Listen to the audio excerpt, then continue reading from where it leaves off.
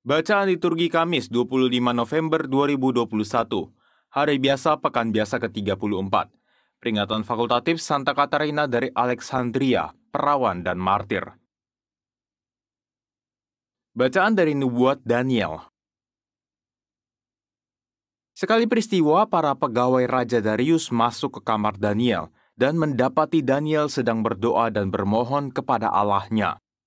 Maka mereka menghadap raja dan menanyakan kepada raja, "Bukankah tuanku mengeluarkan suatu perintah supaya setiap orang yang dalam 30 hari menyampaikan permohonan kepada salah satu dewa atau manusia selain kepada tuanku akan dilemparkan ke dalam gua singa?" Raja menjawab, "Memang, perkara itu sudah pasti menurut undang-undang orang Media dan Persia yang tidak dapat dicabut kembali."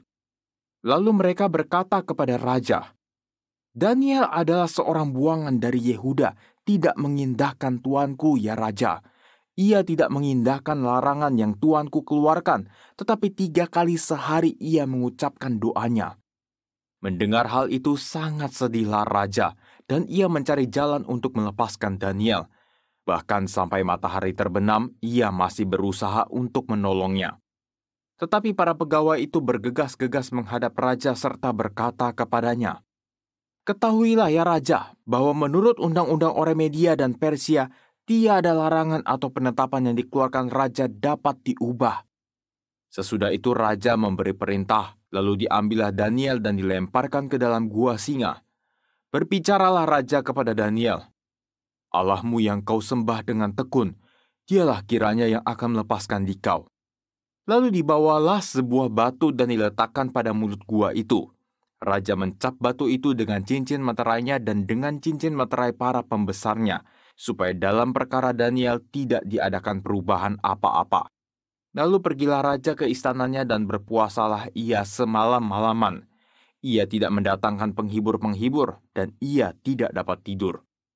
Pagi-pagi benar ketika fajar menyingsing, bangunlah raja dan pergi dengan buru-buru ke gua singa.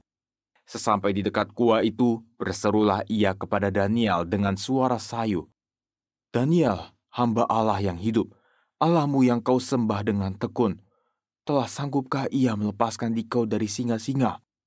Daniel menjawab, "Ya Raja, semoga kekallah hidupmu.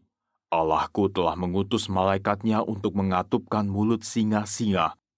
Maka aku tidak diapa-apakan, karena ternyata aku tidak bersalah di hadapan Allahku.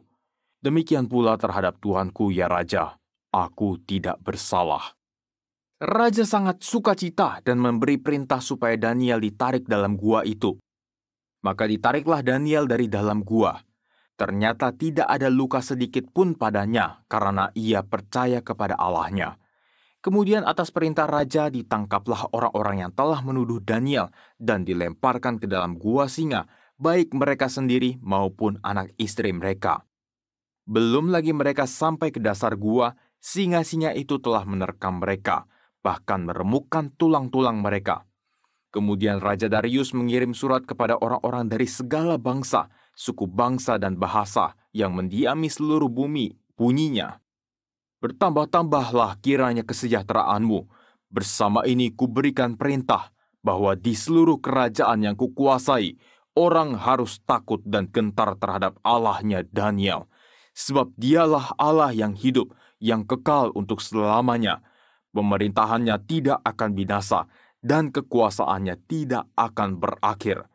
Dia melepaskan dan menolong, dan mengadakan tanda dan mukjizat di langit dan di bumi. Dialah yang melepaskan Daniel dari cengkeraman singa-singa." Demikianlah sabda Tuhan, syukur kepada Allah. Pujilah dan luhurkanlah Dia selama-lamanya. Pujilah dan luhurkanlah Dia selama-lamanya. Pujilah Tuhan, hai embun dan salju membadai.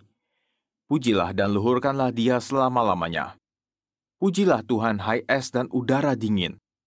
Pujilah dan luhurkanlah Dia selama-lamanya. Pujilah Tuhan, hai embun beku dan salju. Pujilah Tuhan dan luhurkanlah Dia selama-lamanya. Pujilah Tuhan, hai siang dan malam. Pujilah dan luhurkanlah Dia selama-lamanya. Pujilah Tuhan, hai cahaya dan kegelapan. Pujilah dan luhurkanlah Dia selama-lamanya. Pujilah Tuhan, hai halilintar dan awan gemawan. Pujilah dan luhurkanlah Dia selama-lamanya. Biarlah bumi memuji Tuhan. Pujilah dan luhurkanlah Dia selama-lamanya. Haleluya, haleluya. Angkatlah kepalamu sebab penyelamatanmu sudah dekat. Haleluya. Inilah Injil suci menurut Lukas, dimuliakanlah Tuhan. Yesus berkata kepada murid-muridnya, "Apabila kalian melihat Yerusalem dikepung oleh tentara, ketahuilah bahwa keruntuhannya sudah dekat. Pada waktu itu orang-orang yang berada di Yudea harus melarikan diri ke pegunungan. Orang-orang yang ada di dalam kota harus mengungsi, dan orang-orang yang berada di pedusunan jangan masuk lagi ke dalam kota. Sebab itulah masa pembalasan dan genaplah semua yang tertulis. Celakalah para ibu yang sedang hamil atau yang sedang menyusui bayi pada masa itu. Sebab kesesakan yang dahsyat akan menimpa seluruh negeri dan murka akan menimpa bangsa ini.